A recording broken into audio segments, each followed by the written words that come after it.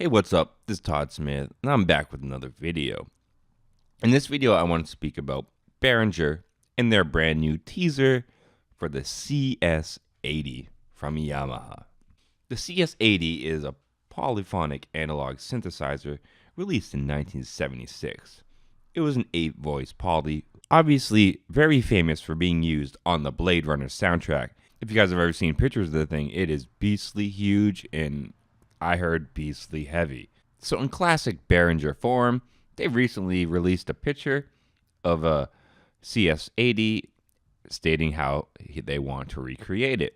I think the synthesizer goes for like $5,000 or more now, guys. I mean, I don't know. Correct me if I'm wrong on the price for an actual CS80. That's just off the top of my head, but I think it is like a $5,000 plus synthesizer if you want to get a real one. So again, Behringer is coming in to a vintage market, trying to get some vintage gear into the hands of new producers that would normally not be able to afford such an inflated vintage market.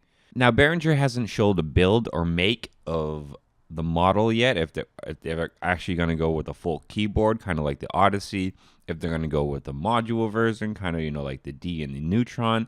That they have not shown yet. I actually feel this one would actually be kind of cool if they made it a lot like the Odyssey, if they actually added some keys on this one. It'd be cool to have an option with keys. And I feel another reason why this would fit a keyboard version really well is because this will be actually Behringer's first polyphonic analog synthesizer. So what's your opinion on that, guys? Would you like to see the Behringer CS80 have keys, or would you rather have just straight module version? Just like I said, this will be, I believe, Behringer's first step into the analog polyphonic field.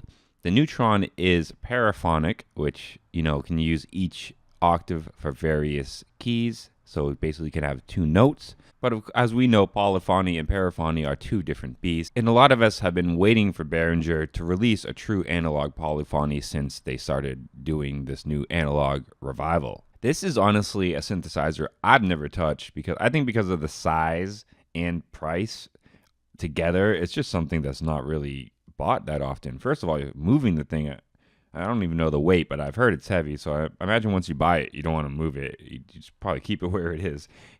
And then on top of that, you have the price tag. I'm trying to track down the actual weight on this thing as I'm recording, but I can't really find that. But I imagine this thing is heavy as hell. So between the price tag and the weight, you just don't see the CS80 often, those are the type of synthesizers I really love for Behringer to clone. I know some people love it, some people hate it. They'd rather them focus on new gear. They hate how they're touching old technology. And I think these are the type of synthesizers they need to touch, the ones that have been inflated so much over time, but really have a great sound that young producers have never been able to touch because of the price tag. And the cool thing is, if you have the money and you want the originals, those are always there. The vintage market is there. I don't think this smaller synth market is going to hurt the vintage market much at all, because you're still going to have the hardcore people who want the originals. Just like with any collectible, the originals will always hold more value, always have that core value. And I think that's going to hold very much in the vintage market. I don't think these newer synths are going to really destroy the price tag of the vintage gear, because they're still the vintage gear. No more of those will ever be made. How many are made and how many are left around, or how many are left around? Supply and demand is going to keep the price up. And people who love that stuff, it's a pure passion. But the great thing is Behringer is allowing the option to get some newer pieces at cheaper price tag and get similar sound. So what do you guys think about the CS80 Yamaha remake? I know Yamaha themselves said they are going to actually possibly remake the synthesizer too, so you could possibly have a race for the CS80 coming out, which could be very interesting. I think it's a really cool direction. I love what Behringer is doing. What is your opinion, guys? Until next time, stay positive, stay creative, support each other, and peace.